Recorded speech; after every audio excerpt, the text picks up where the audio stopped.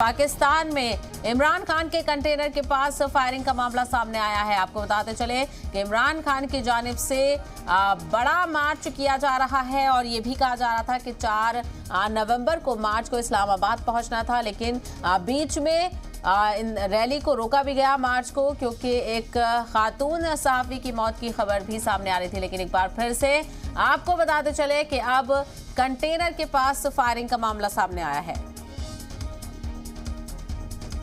तो बड़ी खबर पाकिस्तान से, इमरान खान के कंटेनर के पास हुई फायरिंग। लगातार बाल बाल बचे इमरान खान। आपको बताते चले इमरान खान के कंटेनर के पास फायरिंग का मामला सामने आया है और कौन है इसके पीछे, इसको लेकर भी तमाम सवाल खड़े हो रहे हैं। लेकिन फिलहाल आपको बताते चले इमरान खान बाल बाल बच गए हैं। इमरान खान के कंटेनर के पास फायरिंग देखी गई है।